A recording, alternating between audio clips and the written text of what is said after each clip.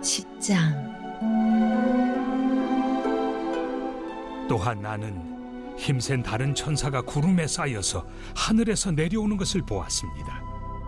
그의 머리 위에는 무지개가 둘려 있었고 얼굴은 해처럼 빛났으며 다리는 불기둥 같았습니다. 그의 손에는 작은 책 한 권이 펼쳐져 있었습니다. 그는 오른발로 바다를, 왼발로 육지를 디디고 서서 사자가 포효하듯 큰 소리로 외쳤습니다. 그가 소리치자 7 천둥이 되받아 소리쳤습니다. 그 7 천둥이 말을 할 때 나는 그 말을 다 받아 적으려 했으나 하늘에서 한 음성이 들려와 나를 멈추게 했습니다. 그 7 천둥을 침묵으로 봉인하여라. 단 한마디도 적지 마라. 그 후에 내가 본 그 바다와 땅을 딛고 서 있는 천사가 오른손을 하늘을 향해 들더니 하늘과 그 안의 모든 것을 창조하신, 바다와 그 안의 모든 것을 창조하신 영원 무궁히 살아계신 그분을 두고 맹세하며 말했습니다. 이제 때가 되어 곧 7번째 천사가 나팔을 불면 하나님의 신비가 그분이 그동안 그분의 종들과 예언자들에게 계시하셨던 모든 계획이 다 완성될 것이라고 말했습니다. 하늘에서 들려오는 그 음성이 다시 내게 말했습니다. 가서 바다와 땅을 딛고 서 있는 그 천사의 손에 펼쳐져 있는 책을 받아라. 나는 그 천사에게 올라가서 말했습니다. 내게 그 작은 책을 주십시오. 그가 말했습니다. 이것을 받아서 먹어라. 이것은 꿀처럼 달겠으나 너의 배에서는 쓸 것이다. 나는 그 작은 책을 천사의 손에서 받았는데 그것은 입에서는 꿀처럼 달았지만 삼키자 배가 쓰라렸습니다. 그때 음성이 내게 들려왔습니다.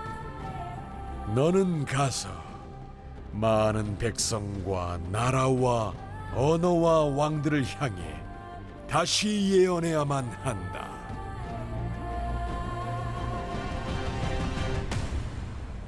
두루마리가 개봉되었습니다. 인과 나팔 심판 시리즈는 회개를 촉구하도록 고안되었습니다. 그러나 회개하지 않습니다. 더는 경고 심판이 효용이 없습니다. 더 강팍해질 뿐이죠. 제한된 심판보다도 회개를 성취하는 더 효과적인 전략이 필요합니다.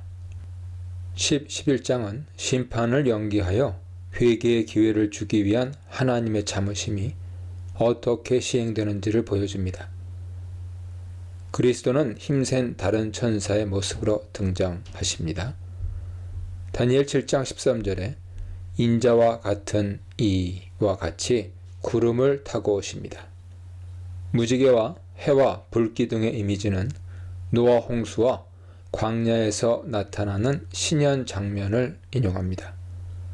언약의 신실하신 하나님이 그 백성을 보호하고 인도하는 이미지죠.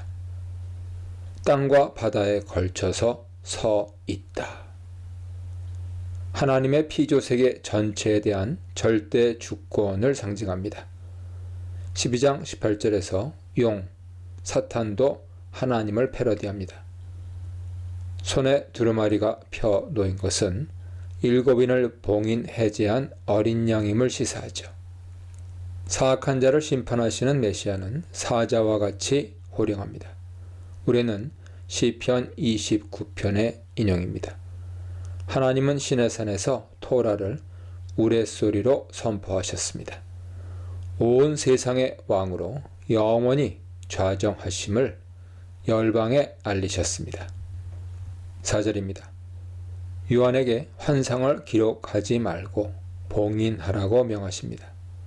이것은 예정된 심판의 취소를 뜻하며 레위기 26장이 모델입니다. 우상 숭배자들에게 7종 재앙을 4번이나 반복하여 언급합니다.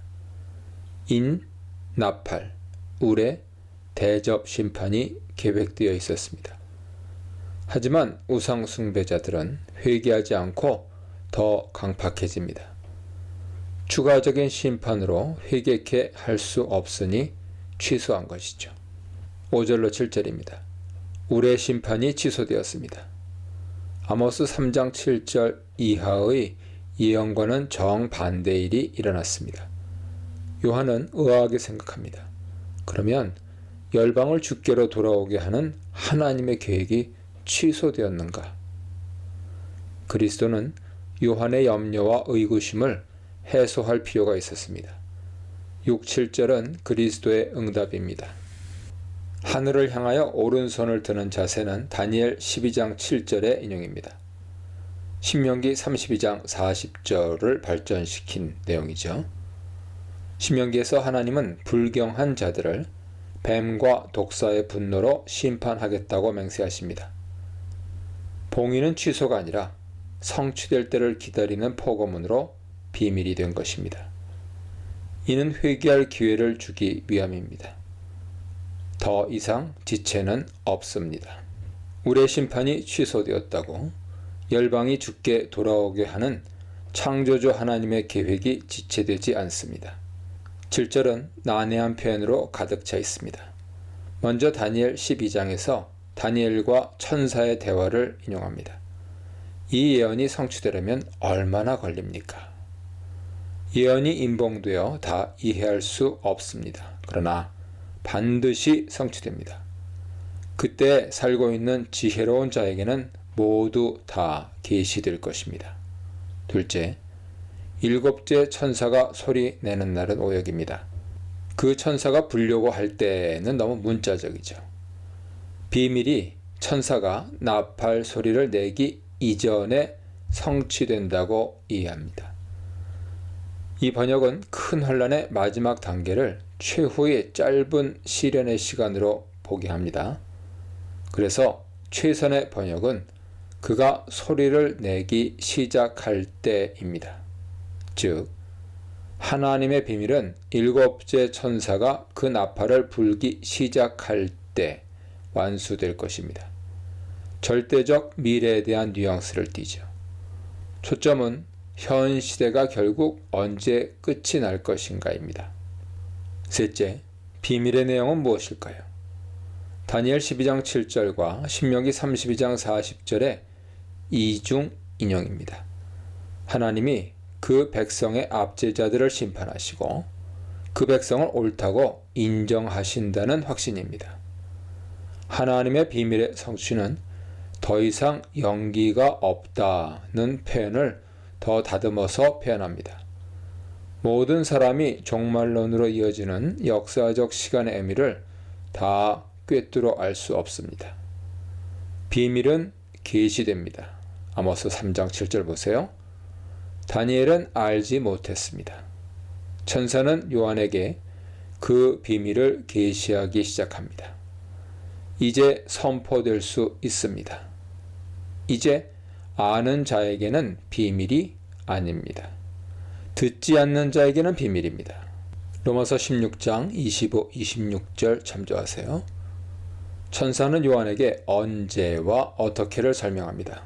언제입니까? 두루마리가 펼쳐졌습니다.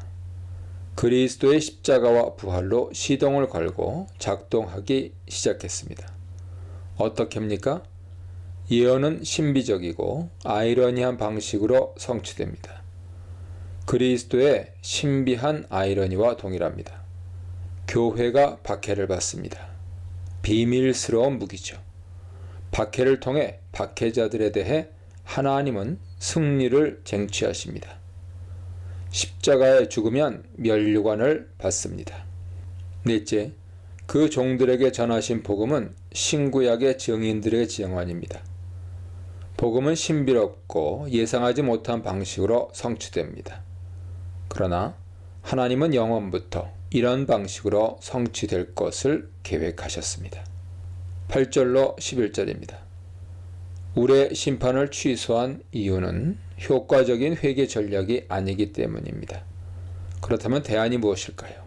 바로 복음의 신실한 증언입니다. 이 중요한 예언 사역에 요한이 부름을 받았습니다. 어떻게 해야 합니까? 먼저 온 세상에 절대 주권을 행사하시는 그리스도가 두루마리를 펼쳐 놓으셨습니다. 그리고 가지라고 하십니다. 신실한 증인은 자신에게 위임한 권위자와 같은 권위를 갖고 있지 않지만 가치와 생각과 삶의 방식을 공유하고 공감하고 공명합니다. 둘째, 두루마리를 먹으라고 하십니다. 두루마리는 단맛과 쓴맛이 다 있습니다. 에스겔 2장 8절로 3장 3절 같이 예언적 의식을 불러일으킵니다. 선지자는 그 메시지를 오랫동안 기쁨으로 관상하지 않습니다. 대언의 즐거움은 잠시죠. 애가와 애곡과 재앙의 메시지를 백성에게 선언해야 하기에 쓰디 씁니다.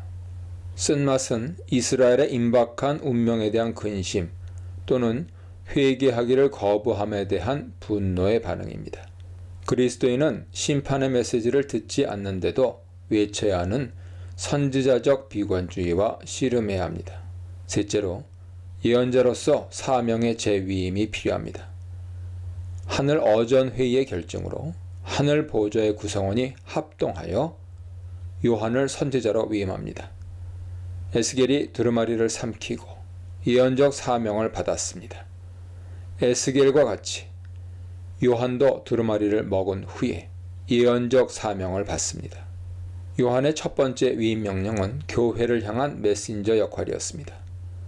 이제 요한은 7 교회와 더불어 세상을 향한 두루마리 예언의 증인으로서 다시 위임 명령을 받습니다. 요한의 예언적 사명의 특징이 무엇입니까? 중요한 열쇠는 많은 백성과 나라와 방언과 임금이란 열방에 대한 사중 정형문에 있습니다. 요한계시록에 7번 등장하는데요. 매번 다른 배열을 합니다.